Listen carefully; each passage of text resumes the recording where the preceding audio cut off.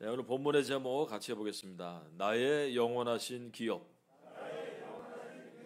네, 찬송가 제목이죠. 이따가 우리 하게 될 435장에 나의 영원하신 기업. 여기서 말하는 기업이라고 할 때 여러분들 이 기업이 무엇을 얘기하냐면은 소유, 재산을 얘기합니다. 특별히 유산, 분깃, 우리 성경에는 그렇게 상속 이런 것으로 얘기하고 있어요. 뭐 대기업, 중소기업 할 때 그 기업하고는 좀 달라요. 기자가 달라요. 어떤 사람들은 부동산이라고 하는 것을 기업으로 가지고 있죠. 또 어떤 사람들은 자동차나 재산을 기업으로 가지고 있습니다. 또 부모에게 물려받은 유산이 있어서 그거가 이제 기업이 될 수가 있어요. 근데 여러분 같은 경우는 별로 기업이 될 만한 재산도 없고 또 유산도 없죠? 있어요? 혹시 숨겨놓은 거 있으십니까? 없죠. 지난번에 저쪽에서 이 설교할 때는 그래도 집도 있고 자동차도 있는 분들이 많아서 뭐 이런 얘기하기 뭐했는데 여러분들은 없으니까 없죠. 그런데 이 다윗이라고 이게 16편이 다윗의 시거든요. 근데 다윗은 왕이었잖아요. 그러니까 얼마나 가진 게 많았겠습니까? 기업이 많았겠죠. 그런데도 불구하고 여기서 다윗이 말하고 있는 6절에 보면은 그 말을 하잖아요. 나의 기업이 실로 아름답다. 다윗이 말하고 있는 이 기업이 우리가 말하는 이 재산, 유산 이런 게 아니고 하나님을 얘기하는 거예요. 자기가 가지고 있는 기업. 다윗이 말하고 있는 기업은 하나님을 얘기하고 다윗은 평생에 하나님을 기업으로 삼고 살았던 사람들입니다. 그러면 이제 여러분들도 기업이 있죠. 없는 게 아니고 다윗이 그 얘기를 하고 있으니까 생각해 보니까 나도 예전에는 아무것도 없었는데 예수님 믿고 나서는 예수님이 우리의 기업이 되는 거예요. 특별히 이 구약에 보면 하나님을 기업으로 진짜 삼고 살았던 사람들이 있어요. 그게 뭔가 하면 레위인들입니다. 이 레위인들은 이스라엘 12개의 지파 중에서 하나님이 기업이 돼가지고 땅 분배할 때 땅을 안 줘버렸습니다. 땅을 주지 않고 재산을 주지 않고 야, 너희는 내가 너의 기업이다. 그래가지고 내가 너희들 먹을 거 챙겨줄 테니까 너희들은 땅 분배받지 말고 나만 섬기고 살아라. 이게 레위인들이었습니다. 신명기 10장 9절에 보면 그러므로 레위는 그의 형제 중에 분깃이 없으며 기업이 없고 내 하나님 여호와께서 그에게 말씀하신 것과 같이 여호와가 그의 기업이시니라. 그런데 이 다윗은 레위인이 아니에요. 다윗은 유다 족속입니다. 레위인도 아닌 사람이 레위인처럼 하나님을 기업으로 삼고 살았던 사람이 다윗이에요. 그 말은 하나님만 의지하며 살았다는 거예요. 하나님이 주시면 주시는 대로, 안 주시면 안 주시는 대로 말 그대로 자족하는 법을 가지고 살았던 거죠. 바울처럼 가진 것이 없어서 불안한 사람들이 많아요. 그런 사람들은 하나님을 기업으로 삼고 사는 이 다윗이 뭐라고 얘기하고 있는지 한번 들어볼 필요가 있습니다. 그리고 다윗이 얼마나 안전한 가운데 살았는지 알 필요가 있어요. 우리가 크게 이 다윗의 이 고백을 통해서 5가지를 살펴볼 건데 기업의 유일성, 기업의 만족성, 기업의 확실성, 그리고 기업의 아름다움, 그리고 기업을 가진 자의 자세, 이 5가지를 살펴보려고 합니다. 첫 번째는 기업의 유일성. 따라해 보시죠. 기업의 유일성. 유일하다는 거예요. 다윗이 하나님만 기업으로 삼았어요. 하나님만. 그게 유일하다는 거죠. 유일성. 2절 말씀 한번 같이 읽어보세요. 2절 시작. 내가 여호와께 아뢰되 주는 나의 주님이시오니 주밖에는 나의 복이 없다 하였나이다. 주님만이 나의 주님이시고 주님만이 나의 복이시고 주님밖에는 내게 복이 없습니다. 기업이 없습니다. 이렇게 얘기하는 거예요. 그러니까 하나님만 자신의 기업으로 삼았어요. 재산이 아니고 유산도 아니고 군사력도 아니고 힘도 아니었습니다. 그가 오직 의지했던 분은 하나님 한 분밖에 없습니다. 이스라엘 주변에는요 신이 많았어요. 그러니까 다윗 이후의 왕들은요 하나님도 섬기고 저 블레셋 땅에 신도 섬기고 뭐 암몬 족속의 신도 섬기고 이렇게 했는데 다윗은 오직 하나님 한 분만 섬겼던 그분만을 기업으로 삼고 살았던 사람입니다. 오늘날 하나님도 섬기고 재물도 섬기고 두 주인을 섬길 수 없다고 하는데도 대부분이 그렇게 기업을 가지고 살아가지 않습니까? 양쪽 기업을 다. 그리고 하나님도 섬기고 다른 신도 섬기고 그렇게 지난주에 오셨던 고봉지 목사님 하시는 말씀 들어보세요. 그 봉천동 가면 그죠? 거기 가면 그렇게 점집이 많고, 미아리 가면, 압구정 가면 점집들이 많은데, 거기 용한 점을 보는 무당이 하는 얘기가, 자기 찾는 오는 사람이 4분의 1이 25%가 집사다, 교회 집사, 권사, 장로 이런 사람들이 온다는 거야. 기가 막히죠. 그런 사람이 주일날 되면 교회를 또 가죠. 그러니까 하나님도 섬기고 이방신도 섬기고, 하나님도 섬기고 재물도 섬기고, 그러니까 힘든 거예요. 사는 게 두 살림하는 게 쉽지가 않아요. 어려워요. 그러니까 맨날 고민하고 걱정하고 살아가요.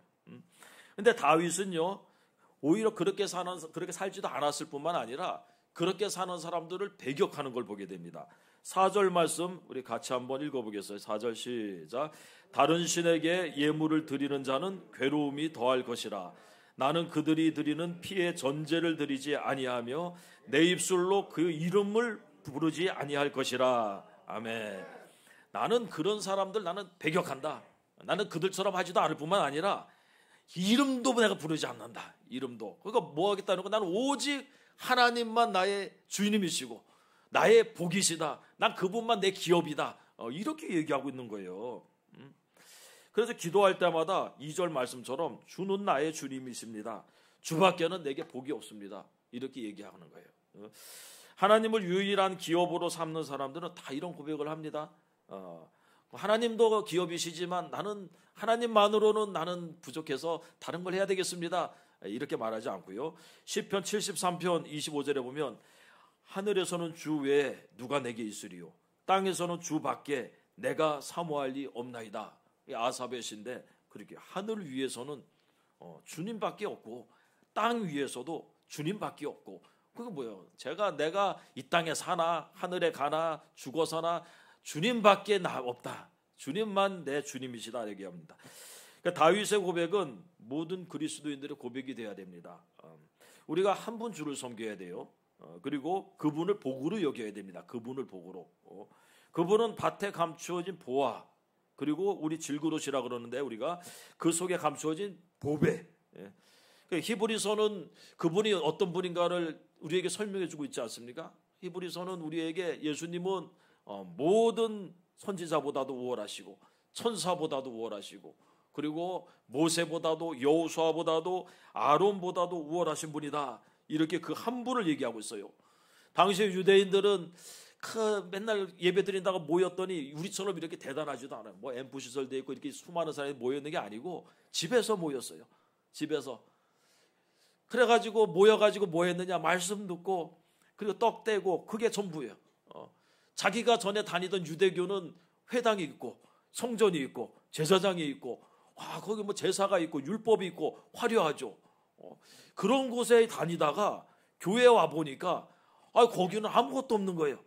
그 사람들을 향해서 아무것도 없는 게 아니다. 우리가 섬기고 있는 이 예수 그리스도는 이 모든 것보다 우월하신 분이고, 그 모든 유대교가 가지고 있는 거는 다 예수님을 가리켜서 말하고 있고 예수님의 모형과 그림자에 불과하다. 이렇게 말하고 있지 않습니까? 그분이 바로 길이고 진리고 생명이시요. 그러니까 그분을 얻는 건 다 얻는 거예요, 여러분들. 우리가 그렇게 살지 않으면 천국 못 갑니다. 예수님을 얻는 건 다 얻는 것이고 예수님을 잃는 거는 다 잃는 것이에요. 그게 주인이라고 하는 거예요. 우리의 주인.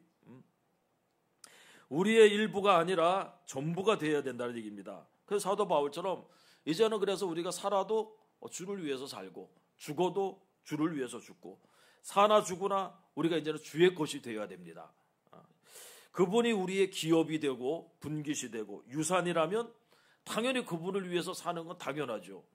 여러분들이 그 유산이 있다, 혹은 기업이 있다, 뭐 조그마한 구멍가게라도 하나 있으면 그걸 위해서 최선을 다하지 않겠습니까?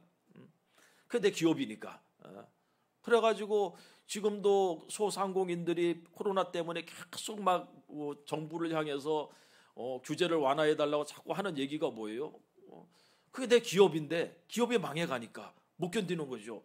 그래서 사람이 오든 안 오든 아침에 가가지고 거기서 자기는 사장은 나와 있어요. 주인은 나와서 자기 기업을 살피고, 그리고 혹시라도 손님 올까봐 준비하고 있고, 그러면서 그냥 조금이라도 시간 완화해달라고 규제 풀어달라고 그 항의하는 거 아니에요? 내 기업이니까. 그러면 우리의 기업이 하나님이시면 당연히 하나님을 위해서 사는 것은 마땅한 거예요. 사도 바울이 살아도 주를 위해서, 죽어도 주를 위해서, 우리가 사나 죽어나 주의 것입니다 할 때 왜 그렇게 해야 됩니까? 그분이 내 기업이니까. 내가 기업을 위해서 사는 건 당연한 거고, 기업을 위해서 죽는 것도 당연한 거고, 세상 사람들이 자기 기업을 위해서 목숨을 바치고 거기서 그래도 먹을 게 나오고 돈이 나오니까 그걸 위해서 최선을 다하는 게 당연한 것처럼 우리가 우리의 기업을 위해서 최선을 다하는 거는 당연한 거예요. 그게 이상한 게 아니고, 다만 우리가 하나님이 내 기업인지 모르기 때문에, 이 정말 모든 좋은 복이 어디서 오는지 모르기 때문에 그러고 있는 거지, 이게 내 유일한 기업이면 그 기업을 위해서 애쓰고 힘쓰는 게 당연한 거죠. 오늘날 우리 한국 사람들이 얼마나 야갔는지 모릅니다. 몰라서 그래요. 이 기업이 뭔지를. 그러니까 엉뚱한 데 가가지고 그러고 있는 거지, 하나님이 내 유일한 기업이면요, 거기를 위해서 최선을 다하죠. 우리가 주님의 것이면요, 주님께서 우리를 잃어버리지 않을 것이 또 분명합니다. 우리가 주의 것이로다 그렇게 말하지 않습니까? 그분은 우리의 주님이시고 유일한 주님이시고, 그분도 우리를 유일한 자기의 것으로 말하지 않겠어요? 어떤 사람들은요, 그리스도인도 구원을 잃어버릴 수 있다 이렇게 생각을 해요. 요즘에는 유튜브 때문에 이런 얘기들이 많이 퍼져나가요. 공공연히. 옛날 같았으면 이게 완전히 이단으로 찍혀버릴 얘기들인데, 이제는 여러분들 개나 소나 막 자기 생각들 얘기해가지고 완전히 진리가 완전히 다 변식이 돼버렸어요. 왜 초대교회 때, 왜 종교개혁 시대 때 이런 성도의 견인교리가 자리를 잡았는지 연구를 안 해. 그러니까 자기 생각에 그럴 것이다 라고 얘기하면서 막 그냥 아무렇게나 막 얘기해가지고요, 성도들이 분간을 못하고 있어. 이런 생각은요, 그리스도인들이 어떤 사람인지를 몰라서 하는 소리예요. 그리스도인은요, 그리스도의 사람을 얘기해요.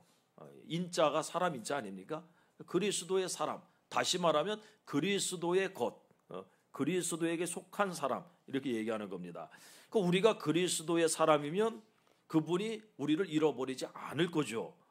왜? 성경에 예수님 말씀대로 아버지께서 내게 주신 자 중에서 내가 하나도 잃지 아니하였다.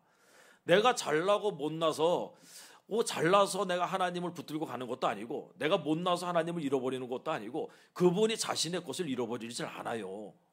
그분 때문에 우리가 구원을 받는 거예요. 결국은 사도 바울은 로마서 8장에서 그리스도인의 정체성에 대해서 뭐라고 얘기하냐면, 그리스도 예수 안에 있는 자에게는 결코 정죄함이 없다. 죄를 묻지 않는다는 거예요. 죄 책임을. 그리스도의 사람들 안에는 그리스도의 영이 거하신다. 그리고 그 영의 인도함을 받는다. 뿐만 아니라 하나님의 아들이라고 불린다. 그리스도의 사람들은 그리스도와 함께한 상속자다. 장차올 영광에 들어가게 된다. 이게 로마서 8장에 하는 얘기예요. 그리스도의 사람들에게는 모든 것이 선을 이룬다. 합력하여. 그리스도의 사람들은 결코 하나님의 사랑에서 끊어질 수 없다. 이렇게 로마서 8장이 마무리되고 있습니다. 그 어떤 것도 하나님의 사랑에서 우리를 끊을 자가 없다라는 얘기예요. 그렇게까지 얘기하는데 그리스도인도 진짜 그리스도인도 지옥 갈 수 있다. 이렇게 말하는 사람들이 있어요. 뭘 보고 그렇게 하는지 모르겠어. 그러므로 그런 염려는 안 해도 돼요. 여러분들이 염려해야 될 것은 뭔가 하면 정말 내가 그리스도인이 맞느냐는 거예요. 내가 예수님을 정말 영접했느냐는 거예요. 이걸 염려해야지, 내가 정말 예수님을 주인으로 삼고 그리스도로 삼고 내가 살아간다면 여러분들 구원에 대해서는 걱정 안 하셔도 됩니다. 성경은 영접하는 자, 곧 그 이름을 믿는 자에게 하나님의 자녀가 되는 권세를 주셨다 그래요. 그런데 여기서 영접한다고 할 때는 예수님을 주님과 그리스도로 예수님을 구원자로만 받아들여가지고는 그게 영접이라는 게 아니에요. 하나만에서는 반드시 구원자로 받아들인 사람은 그 다음에 주인으로 섬기거나 해요. 그분을 주인으로 섬기고 살아가야 됩니다. 그게 진짜 믿음이죠. 구원자로만 받아들이고 주인으로 섬기지 않는 사람들이 많은데 그게 반쪽 믿음을 가진 자입니다. 그런 사람은 자기 구원에 대해서 의심해 볼 필요가 있습니다. 그런 사람은 지옥 갈 가능성도 있어요. 그죠? 계속해가지고 예수님을 주인으로 섬기지 않는다면 그 사람의 믿음이 반쪽 믿음이에요. 참된 믿음이 아닙니다. 성경은 분명하게 주 예수 그리스도를 믿으라 이렇게 얘기해요. 주로서 예수님을 또 그리스도로서 그렇게 믿으라고 말하는 겁니다. 그것이 믿음으로 살아가는 거예요. 구원은 주인이 바뀌는 문제라고 얘기했습니다. 이보다 더 명확할 수 없죠. 예수님을 구주로 인정하면서 주인으로 인정하지 않는 것, 그 진짜 믿음이 아닙니다. 우리는 반드시 주와 그리스도로 영접해야 되는데 알고 보면요, 굉장히 교회 다니는 사람들 중에 주인을 위해 살지 않는 사람이 많아요. 근데 주인을 위해서 살지 않으면서 예수님을 주인으로 영접했다고 말하는 사람들이 많아요. 이게 굉장히 허황된 얘기입니다. 아니, 내가 주인으로 영접했다면 주인을 섬기는 거 아니에요? 그분을 주인으로, 예수님을 주인으로 영접을 했다. 그 얘기는 곧 뭔가 하면은 이제 그분이 내 주인이라는 거예요. 그러면 당연히 주인을 위해서 살게 되죠. 그래 주인으로 영접한 거지, 당연히. 그런데 주인으로 섬기지도 않으면서 주인으로 영접했다고 말하는 사람들, 이게 도대체 앞뒤가 안 맞는 얘기라는 얘기입니다. 허황된 얘기라는 얘기예요. 우리는 그런 사람들을 그리스도인이라고 부르지 않아요. 어떤 사람을 그리스도인이라고 부르느냐? 2절에 나오는, 16장 2절에 나오는 거, 이런 고백하는 사람들. 내가 여호와께 아뢰되 주는 나의 주님이시오니 주밖에는 나의 복이 없다. 이렇게 고백하는 사람들을 그리스도인, 주님밖에 주인이 없습니다. 오로지 주님만. 그 유일성이죠. 기업의 유일성. 그리고 주님만이 나의 복입니다. 이게 진짜로 예수님을 주와 그리스도를 영접한 사람들의 고백이에요. 두 번째는 뭔가 하면 기업의 만족성. 따라해보죠. 기업의 만족성. 자, 하나님을 유일한 기업으로 삼으면 그 만족도가 어떨 건가? 다윗은 어땠을까요? 그렇게 하나님만 섬기고 살았더니 다른 왕들은 하나님도 섬기고 다른 것도 섬겼는데 하나님만 섬긴 이 다윗이 뭐라고 얘기했을까? 얼마나 만족했을까? 그에 대한 정답이 시편 23편에 나와요. 여호와는 나의 목자시니 내게 부족함이 없으리로다. 야, 여호와 하나님만을 주인으로 삼았더니, 기업으로 삼았더니 부족한 게 있었다 없었다? 없었다. 이렇게 얘기하고 있습니다. 사람이요, 만족하지 않으면 다른 걸 구하는 법이에요. 근데 다윗은 하나님 한 분으로 만족을 해버렸어. 그래서 다른 거 구하지 않았어요. 왕의 자리도 구하지 않았어요. 놀랍게도 다윗은요, 왕을 구했던 사람이 아니에요. 하나님이 주신 거지. 내 마음이 합한 자라. 내가 다윗을 통해서 내 뜻을 다 이루겠다고. 그래서 다윗에게 왕을 준 거지. 다윗이 한 번도 왕의 자리를 구한 적이 없어요. 우리는 사무엘서를 통해서 이 사실을 알고 있죠. 사울을 죽이고 왕이 될 수 있는 기회가 여러 번 있었습니다. 근데 안 해요. 안 해. 왕이 되고 싶었으면은 그 좋은 기회를 안 놓치죠. 기회가 왔을 때 자리를 잡죠. 그게 내 꿈이니까. 근데 그게 꿈이 아니에요. 다윗은 항상 꿈이 뭐였냐면은 하나님을 사랑하고 하나님의 뜻대로 살고, 그렇게 하나님을 기업으로 삼고 살아가는 게 자신의 소망이었거든요. 그걸 이루고 있는데 굳이 왕이 필요하냐는 거예요.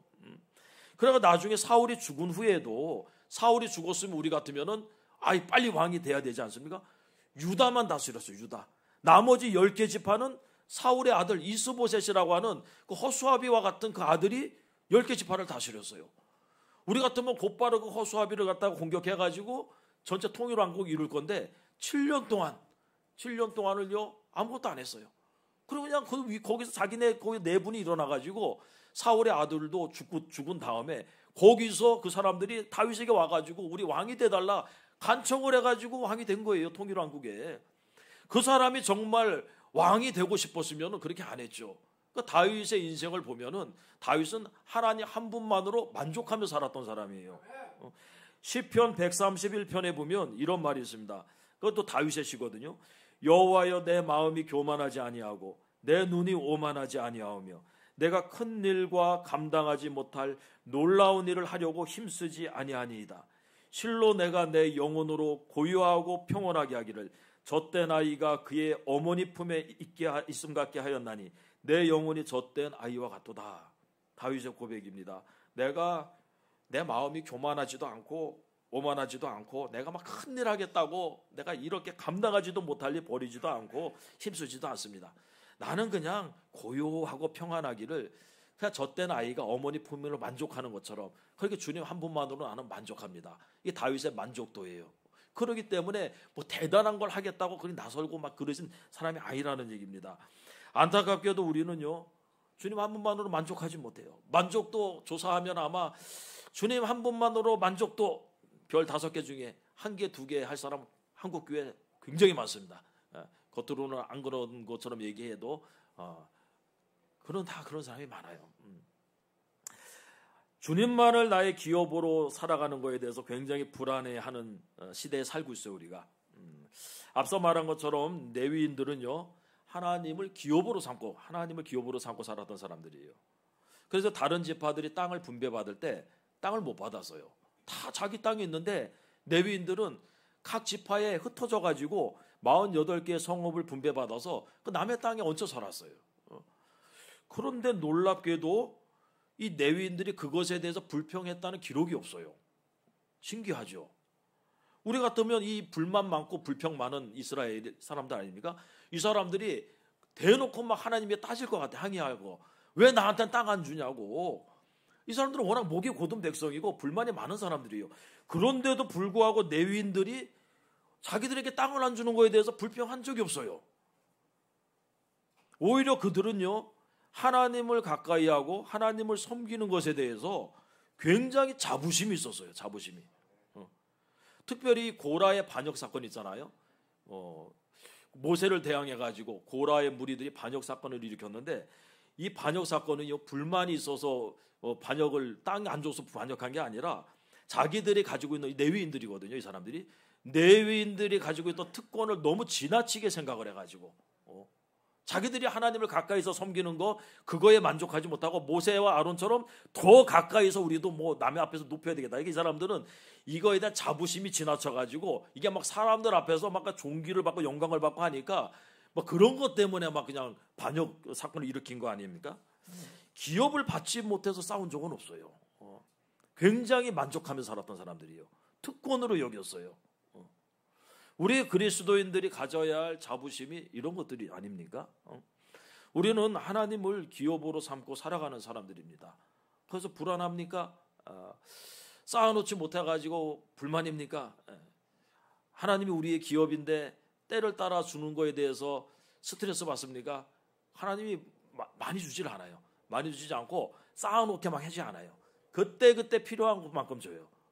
그거 가지고 스트레스를 받으면 어떻게 하는 거예요? 자기가 열심히 나가가지고 내 방식과 세상 방법 다 동원해가지고 쌓아놓는 거지 결국은. 그렇게 하면 또 만족하는가? 또 그렇지도 않아요. 그러니까 우리 애들한테 용돈을 주는데 그 대학교 들어가서부터 주기 시작했어요. 그러니까 고등학교, 중학교 어릴 때는요 용돈이라는 걸 안 줘봤어요. 그냥 필요한 거 있으면 그때 손 벌리면 해주고 그렇게 하는 거죠. 특별히 우리 딸내미는 성결이는 대학에 들어가서도 안 줄라 그랬어요. 그거 줘봤자 뭐 용돈 가지고 뭐 하냐. 내가 그냥 그래서 용돈 하도 그냥 달라 그래서 이제 주기는 시작했는데 그 뭐라고 얘기했냐면은 제가 그냥 야 용돈 몇 푼 받아가지고 사는 것보다 내가 필요할 때마다 주는 게 훨씬 낫지 않겠냐. 잘 생각을 해보라는 거지. 걔한테 주기 전에 내가 웬만하면 안 줄라 그랬거든요. 그러면 야, 네가 필요할 때마다 나한테 달라 그러면 내게 다 네 거 아니냐 그러면 그런 거죠. 네가 아무리 뭐 많은 것을 요구하더라도 그게 정말 필요한 거면은 내가 왜 안 해주겠느냐는 거야. 그럼 내 돈이 네 돈이지. 근데 네가 용돈을 가지고 살기 시작하면은 그 돈 안에서 네가 살아야 되는데 그 얼마나 불편하냐. 생각해보면 그 말이 맞는 거죠. 제가 아버지 된 입장에서 내 딸을 사랑하기 때문에 그러니까 나는 딱 보면은 필요한 게 있으면은 그때 미리서도 주고 달라 그러면 주고 그럼 얼마나 좋아요. 그게 설득했는데 뭐라고 하겠어요? 아니라는 거예요. 자기도 용돈이 있어야 되겠다는 거예요. 다른 아이들처럼 나에게도 용돈이 있어야 된다고. 다 자기처럼 용돈 안 받는 사람이 어디 있냐고. 그래가지고 대학교 들어가서 주기 시작한 거예요. 그랬더니 지금 어떻게 된 줄 아십니까? 저한테 빚 지고 있어요. 지금 빚 갚아야 돼 저한테. 땡겨 쓰고서 그리고 지금 빚 갚고 있어요. 언제 이 빚 다 갚나 그거 계산하고 있어요. 그 우리가 인생에서 보면은 우리 인생이 그래. 하나님 한 분으로 만족하며 살며 그분의 기업이면 때를 따라 도우시는 그 특별한 은혜가 있거든요. 자기 백성들에게 필요할 때 하나님께 주세요. 그거 걱정 안 해도 돼 우리가. 그러면서 살면 되거든요. 그런데 내가 내 인생을 계획하고 내 인생을 이렇게 하면서 살아가면요 굉장히 힘들어요. 일단 머리가 피곤해. 얼마나 세상 사람들이요 그 인생 살아가는 게 복잡한지 몰라요. 그냥 막 다 이것저것 막 온 관심이 세상에 다 가 있어야 돼. 내이다가. 그래가지고 어디서 돈이 벌릴 것 같다 그런 거 정보를 다 가지고 그거 갖고 움직여야 돼.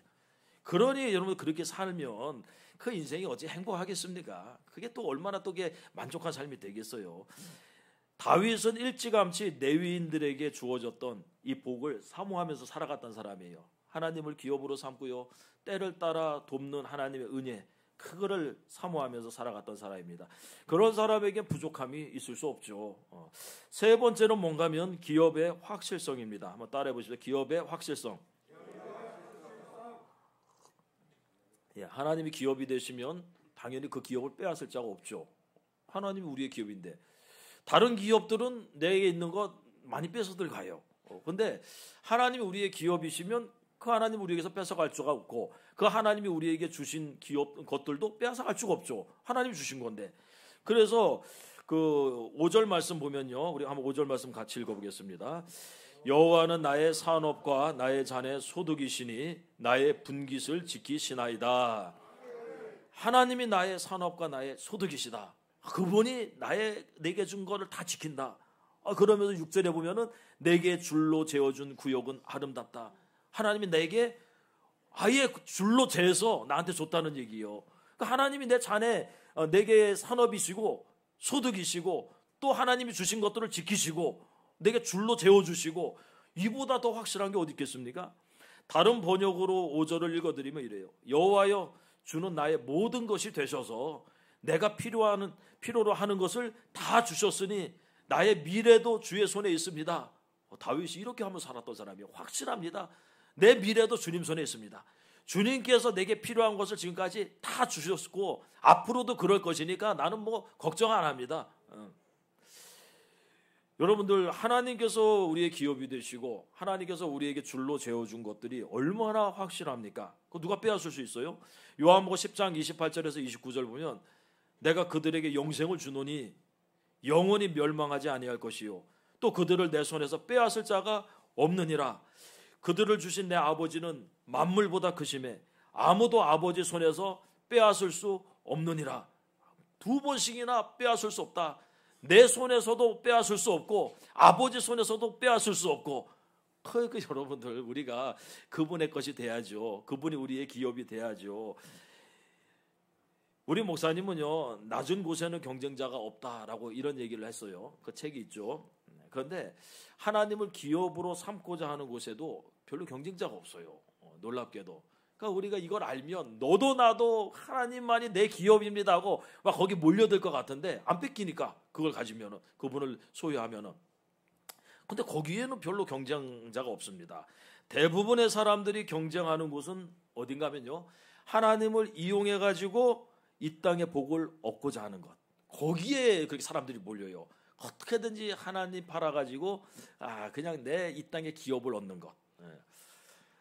아브라함과 롯을 보면 이 시각차가 분명히 보이죠. 성경은 아브라함도 의로운 사람이라 그러고 롯도 의로운 자라 이렇게 얘기해요. 그런데 그 의롭다고 하는 그 깊이가 완전히 달라요. 아브라함은 전적으로 하나님만 신뢰했던 사람, 롯은 그 아브라함을 흉내냈던 사람, 이런 사람입니다. 그래서 아브라함과 롯이 결정적으로 헤어지게 될 때, 소유가 많아가지고 헤어지게 될 때 아브라함은 하나님을 기업으로 삼고 그 땅을 갔고요. 롯은 요단 동쪽 그 눈에 보이는 것을 기업으로 삼고 걸로 갔어요. 롯이 요단 지역을 택한 이유는 거기 보니까 물이 넉넉하고 또 애굽 땅과 같고 에덴 동산 같고 그러니까 그걸 눈에 보이는 걸 보고 따라간 게 롯이에요. 그런데 아브라함은 눈에 보이는 것을 택한 게 아니고 하나님을 택했어요. 하나님을 기업으로 삼았죠. 다시 말하면 하나님이 함께하면 어디 가도 상관이 없다는 거예요. 그래서 먼저 택하라고 준 거예요. 이런 선택권을. 아브라함은 다윗처럼 주밖에는 나의 복이 없다라고 생각하면서 산 사람입니다. 내가 주님만 모시고 산다면 그분이 내게 복이 되는 거고 그분이 내게 채워주시는 거지 내가 어디 복을 따라서 간다고 되는 건 아니다. 이 세상 사람들이 복을 추구하는 거랑 우리가 복을 추구하는 방식은 완전히 다릅니다. 세상 사람들은 복을 따라가는 거죠. 복을 얻기 위해서. 우리는 하나님을 따라가는 거죠. 그럼 복이 따라오는 거죠. 결국 하나님을 자신의 산업과 소득으로 삼고 살았던 사람이 아브라함인데, 아브라함은 자기 기업을 뺏기지 않았어요. 그래서 하나님을 뺏기지도 않고 하나님의 약속을 빼앗기지도 않았습니다. 그런데 소돔성에 들어가서 살았던 롯은요, 다 뺏겼어요. 나중에 소돔과 고모라 성이 불로 심판해서 멸망할 때 그 안에 있던 자기의 기업들요, 하나도 건지지 못했어요. 그리고 자기 마누라까지 잃어버렸어. 마누라까지 소금 기둥이 돼버렸어요. 겨우 그냥 자기 두 딸과 자기와 천사의 손에 이끌려가지고 겨우 빠져나왔어. 아무것도 건진 게 없어요. 찰스 웨슬리가 작사한 522장 웬일인가 내 형제여, 이 찬양 있잖아요. 거기 보면 3절 찬양에 그런 가사가 있습니다. 웬일인가 내 형제여, 재물만 취하다 세상 물건 불탈 때 너도 타겠구나. 이 얼마나 세상 기업들이 불안한가를 알 수가 있습니다. 확실하지가 않아요. 우리가 소유하고 우리가 가지고 있어야 되는 그 기업은요, 그런 것들이 아닙니다. 전쟁이 일어나면요, 세상이 추구하고 있는 이 기업들이요, 순식간에 그냥 휴지 조각 됩니다. 주식이요, 아무것도, 비트코인이요, 아무것도 아니지. 부동산 휴지 조각 돼버려요. 그래서 사람들이요, 조금만 세상이 불안해지면 금을 사는 거예요. 그 금은 그래도 좀 언제든지 가지고만 있으면 가치가 있다고 생각해서. 그런데 세상 끝에는요, 그것도 아무 소용이 없어요. 그게 무슨 필요가 있습니까? 그래서 사도 베드로는 이 세상이 불탈 때를 위해서 보존되고 있다, 이렇게 말하고 있습니다. 마지막 심판은 불심판이라는 얘기입니다. 세상의 기업들이 다 불에 탈 날이 다가오고 있다는 얘기입니다. 그 날에 우리에게 남게 되는 거는요, 오직 영원하신 그 하나님, 그분 기업밖에 없어요. 자, 네 번째는 뭔가 하면 기업의 아름다움이에요. 따라해 보십시오. 기업의 아름다움. 6절 끝에 보면 그 말씀이 있죠. 그 나의 기업이 실로 아름답도다. 자신의 기업이 아름답다. 선하신 하나님께로부터 오는 것 중에 아름답지 않은 게 뭐가 있겠습니까? 고난조차도 시간이 지나면 아름답게 보이는 게 사실이에요. 다윗은요, 그 하나님께서 줄로 재어주신 구역, 이거에 대해서 불평을 한 적이 없습니다. 왕이니까 그렇죠. 제가 이 왕이 돼서 그런 게 아니고요, 목동일 때부터, 어려서부터 그랬어요. 목동이었을 때도 이 다윗은요, 하나님을 기업으로 삼고 그 아름다움을 찬양했어요. 그거 어떻게 합니까? 다윗이 사울에게 발탁될 때, 사울의 그 발탁될 때 뭐 때문에 발탁이 됐습니까? 수금을 잘 타는 자, 그죠? 소문이 나서 그 동네에서. 그래서 사울의 신하 중에 한 명이 얘기하기를, 왕이 귀신 들렸을 때 수금 잘 타는 자가 와가지고 노래를 해주면은 진정이 될 것 같은데, 이 다윗이라고 하는 자가 아주 잘합니다. 그래가지고 사울이 불러들인 거예요. 다시 말하면요, 이 다윗은 어릴 때, 목동으로 있을 때 2세의 8번째 아들, 집에서도 인정받지 못하고 양이나 치게 했던 그런 때, 우리가 또 불만이 있을 수 있죠. 막내인데, 그래도 8명 중에 막내인데 귀염둥이고 이쁨 받아야 될 그 나이인데 안 그랬어요. 그럼 우리는 그냥 불만하면서 그냥 양이 그냥 사자에게 잡혀가든지 곰에게 물어뜯기든지 내버려 둘 텐데, 그러지 않고 최선을 다해서 그 양을 지키고 양을 먹였어요. 이게 목동이었을 때부터 그러면서 하나님을 노래하고 찬송했던 사람이 다윗입니다. 그때만 그랬습니까? 그 이후에 사울에게 쫓겨다니면서 굴에 피신하고 아둘람굴에 들어가고 이럴 때도요, 하나님을 노래했어요. 시편 57편 8절에 보면, 비파야 수금아 깰지어다 내가 새벽을 깨우리로다. 이게 시편 57편이요, 아둘람 굴에 있을 때, 이 굴에 있을 때 지은 시예요. 사울에게 쫓겨다니면서 굴에 도망가 있는데 찬송이 나와요? 미래가 암울하잖아요. 지금 어디 그냥 사람 눈에 띄는 걸 가질 못해요. 현상수배를 붙여놔가지고 사울이 한 치 앞도 보지 못해요. 자기 부모가 지금 걱정이 되는 판이에요 지금. 그런데 노래가 나와요. 함께 있는 사람들, 거기 모여 있는 사람들이 어떤 사람들인가 하면은 환난당한 자, 빚진 자, 마음이 원통한 자, 어디 그냥 기댈 만한 곳이 아무것도 없는 사람들이에요. 그런 사람들이 400명이 자기와 함께 있어. 든든해요. 감사가 나옵니까? 그런데도 불구하고 새벽부터 수금을 비파를 갖다가 악기를 가지고 찬양을 했다는 거예요. 다윗이. 놀랍게도. 어떻게 이럴 수가 있습니까? 하나님만 기업으로 삼아서 그래요. 하나님만 기업으로 삼으니까 어디서나 하나님이 계신 곳이 여러분들 그곳이 천국 아니겠습니까? 여러분들도 이런 곳에서 찬송이 나오냐 그렇게 생각하는 사람이 있을 수 있습니다. 기업을 바꾸시면 돼요. 여러분들의 기업이 세상에 있고 세상 사람들이 추구하는 거기에 있다 보니까 노래가 안 나오지 당연히. 그런데 하나님만 유일한 기업으로 삼고 살면 이곳에 있으나 왕궁에 있으나 어디 있으나 들판에 있으나 그분을 아름다움을 찬양할 수가 있는 겁니다. 참 다윗은요 왕이 돼서도 한결같은 마음이었습니다. 그가 왕이 돼서 목이 교만해져 가지고 그 다음부터는 이제 난 왕이라고 하는 이곳을 이 나라를 난 기업으로 삼고 살아야지. 이제 하나님은 여기까지 그러면서 치워버렸습니까? 아니죠.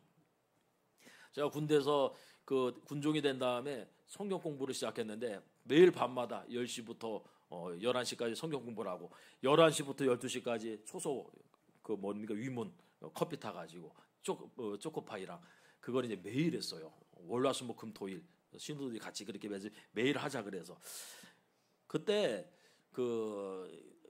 그때 이제 칠중대였는데 거기 계신 분 중에 한 분이 이제 처음 이제 신우 예배에 참석을 해서 자기도 같이 이제 열심히 하겠다 해서 왔어요. 전도돼서 온 거죠. 매일 주일날만 오다가 이제 본격적으로 열심히 성경 공부도 하고 매일 같이 내려오는 거예요.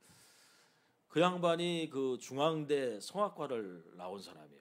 성악과를 다니다가 와서 얼마나 목소리도 좋고 잘하겠습니까? 그 사람이 이제 성가 지휘를 한 거예요.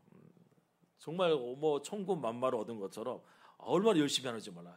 성가대 맡아서 열심히 해. 그리고 또 막 성경 공부 다 해. 매일 소소 같이 돌아. 굉장히 열심히 해. 비가 오나 눈이 오나 교회 밑에 위병수 옆에 있는 교회까지 매일 왔어요. 그런데 병장이 딱 되자마자 교회를 딱 안 나오는 거예요. 그 이상해가지고 아니 왜 안 나오냐 교회를 왜 안 나오냐 그랬더니 자기가 처음 교회 나올 때 마음을 먹기를 병장 될 때까지만 나가겠다고. 아니 그게 그 결심으로 되나 그게? 내가 너무 신기해가지고 그러고 교회를 나왔다는 거예요. 이등병 때, 일병 되면서부터 이제 이등병 말해서 일병 되면서 교회를 나오기 시작했는데 그렇게 해가지고 일병 때, 상병 때 1년 넘게 그렇게 교회를 열심히 1년 반 가까이 나온 사람이 야 병장 되자마자 그날부터 안 나오는데 아예 안 나와버려. 와, 나는 처음 봤어 그런 사람. 저 사람은 의지가 굉장히 강한 사람이다. 근데 의지 강해가 성공 못 가요. 우리는 연약한 의지를 가지고 주님 붙들어야지 자기 의지 가지고 나는 여기 있을 동안에만 내가 어쩔 수 없으니까 이렇게 하겠다. 나가면서부터 나는 딱 끝이다. 그런 사람이 몇 명 있어요. 아유 불행한 사람이에요.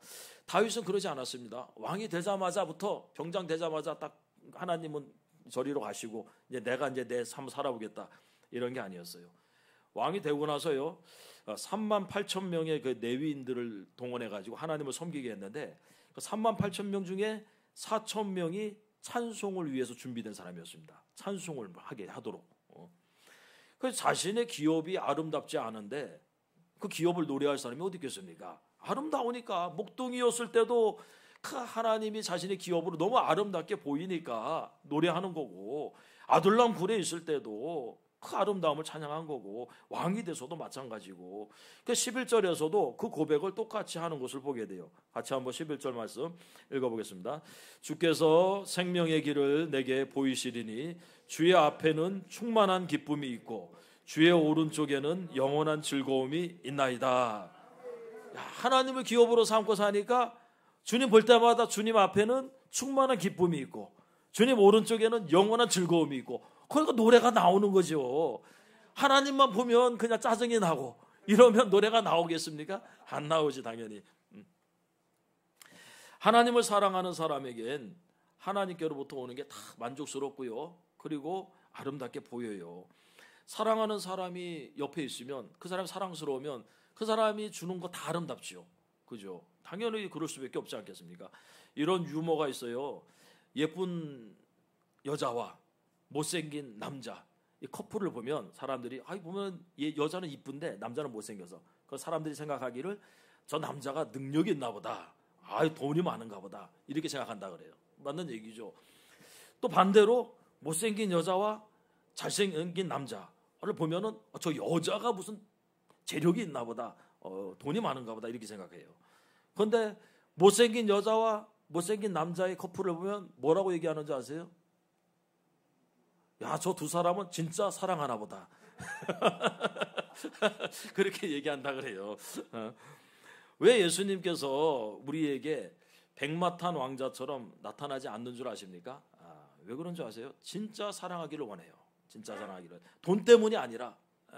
세상에 많은 사람들이요, 교회 나오는데 어떤 생각 갖고 나오냐면 예수님이 봉이에요. 완전히 돈 많은 남자, 백마탄 왕자, 그런 생각을 가지고 교회 나오는 사람이 있어요. 시작을 그래 놓고는 중간에 이제 실망을 하기 시작하는 거죠. 와 보니까 예수님이라고 막 이제 맞아 자기 길이 막 열리고 막 그럴 줄 알았는데 점점 막 더 갑갑해지고 막 이러니까 그 다음부터 이제 돌아서서 가버리는 거예요. 예수님께서는요, 우리에게 돈 많은 남자 행세를 하지 않습니다. 그분은 돈이 많아요. 은도 그분의 것이고 금도 그분의 것이에요. 그분은 백마탄 왕자가 맞습니다. 맞긴 맞는데 이 땅에 있는 동안에는요, 우리를 그런 식으로 다루질 않아요. 나중에 보게 될 겁니다. 예수님이 다시 오실 때 그분이 어떤 분인가를 보게 될 거예요.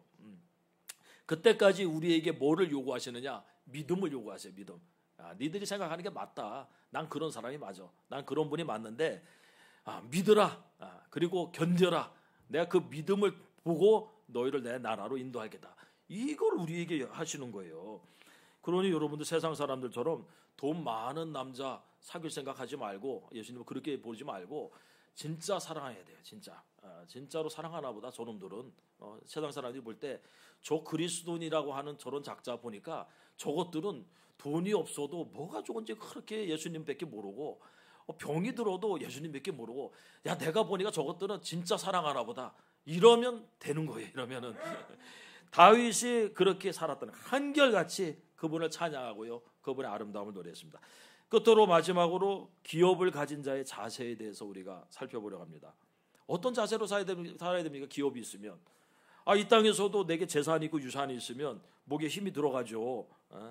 근데 하나님을 기업으로 삼는 사람은 뭔가 다르지 않겠습니까? 다윗은요, 그 하나님으로 말미암아 흔들리질 않는다, 이렇게 얘기하고 있어요. 자신의 그 기업으로 말미암아 흔들리지 않는다. 8절 말씀 같이 읽어보겠습니다. 8절 시작. 내가 여호와를 항상 내 앞에 모시며 그가 나의 오른쪽에 계심으로 내가 흔들리지 아니하리로다. 하나님 때문에 흔들리지 않는다. 그분이 내 앞에 있다. 뭐라고요? 앞에 모시고 있다 얘기하죠. 여호와를 내가 항상 내 앞에 모신다, 이렇게 얘기해요.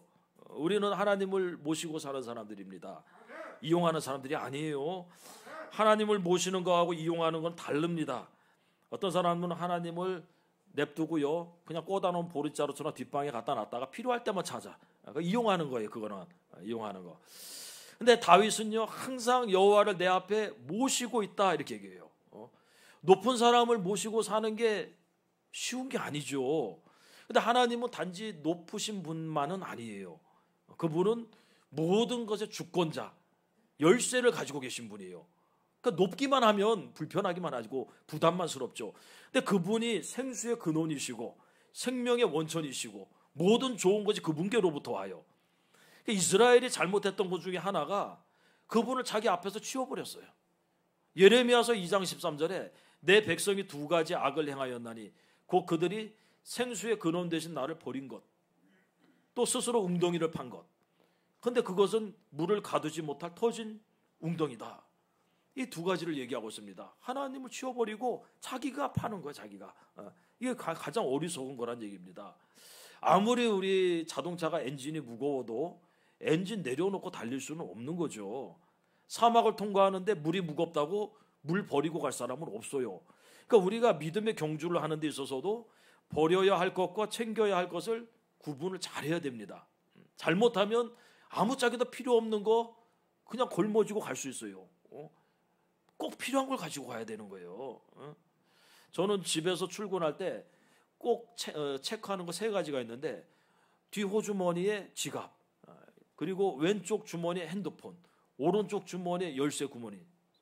이 세 가지를 꼭 봐요. 이 중에 하나라도 없으면 다시 돌아가야 돼. 그래서 딱 출입문 열고 나오면서 뒤 호주머니에 있나, 오른쪽에 있나, 왼쪽에 있나 딱 하고서 있다. 그러면은 출발합니다.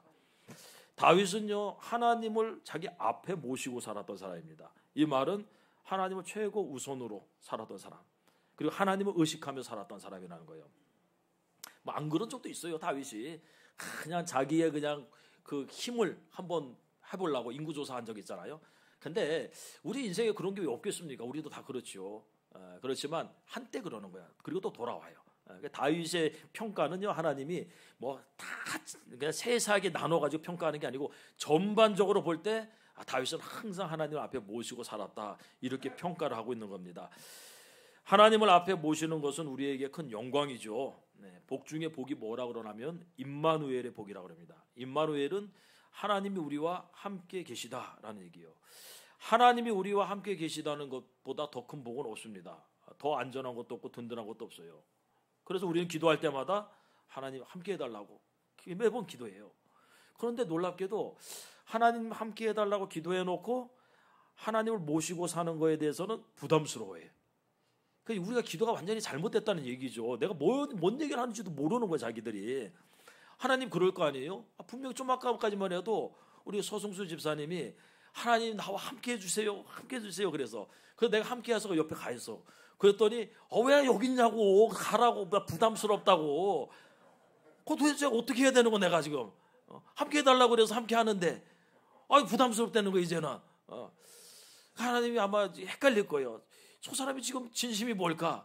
내보고 함께 해달라는 거냐, 함께 하지 말아라는 거냐. 다윗은 그러지 않았습니다. 항상 하나님을 앞에 모시고 살았어요.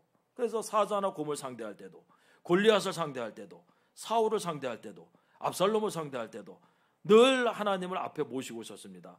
그리고 왕이 돼서도, 영광을 받는 자리에서도 그 하나님을 앞에 모시고 있었어요. 그리스도인들은 그리스도를 그 앞에 모시고 살아야 됩니다. 그럴 때 어떤 일이 생기느냐, 그분이 오른쪽에서 우리를 돕는다. 그 우리 8절 말씀에 그 얘기가 나오잖아요. 그분이 나의 오른쪽에 계심으로 내가 흔들리지 아니하리로다. 오른쪽은 권능의 자리를 얘기합니다. 그 오른편에서 나를 도우신다는 얘기요. 내가 하나님을 앞에 모시고 살 때 그분이 내 오른쪽에서 나를 도우신다. 대단한 얘기죠. 거꾸로 사는 사람이 있습니다. 오른쪽에다 놓고 저쪽에다 놓고 필요할 때만 갖다 써요. 그러면 안 도와요. 돕지 않아요. 한두 번은 하지만 그 다음에 하나님께서 같이 그렇게 하지 않습니다. 앞에 모시고 있어야 돼요. 하나님은 옆에다 뒤에다 놓는 게 아니고 앞에다 놓고 그분을 모시고 살아가는 거고요. 그럴 때 하나님은요, 알아서 옆에서 도우시고 뒤에서 도우시는 겁니다. 그렇습니다. 우리에게는 기업이 있어요. 그 기업은 예수 그리스도시고 하나님이십니다. 그 기업이 다윗의 고백처럼 유일한 기업이 돼야 돼요. 이제 나에게도 기업이 있다. 여러분들 자기 스스로 나에게도 기업이 있다. 나는 이 기업을 어떻게든지 잘 이렇게 하겠다. 이렇게 생각을 해야죠. 그렇게 되면 다윗처럼 그 자신의 기업에, 영원하신 기업에 대해서 만족하게 되죠. 부족한 것이 없다는 것을 알게 됩니다. 그리고 아름답다는 것을 보게 될 거예요. 그런 사람은 결단코 그 기업을 빼앗기지 않아요. 빼앗을 수가 없습니다. 우리 스스로도 내주지 않죠. 다른 거 다 내줘도 이게 그렇게 아름답고 중요한 거라고 내가 생각하면 돈 몇 푼에 그 기업을 팔아먹겠습니까? 그런 사람 있잖아요. 에서 팥죽 한 그릇에 장자의 명분을 팔아먹는 사람, 교회 다니는 사람이 굉장히 많아요. 이 자신의 이 유일한 기업이라는 걸 모르기 때문에 그냥 돈 몇 푼에 팔아버리고요. 상황에 따라서 팔아버려요. 안타까운 얘기입니다.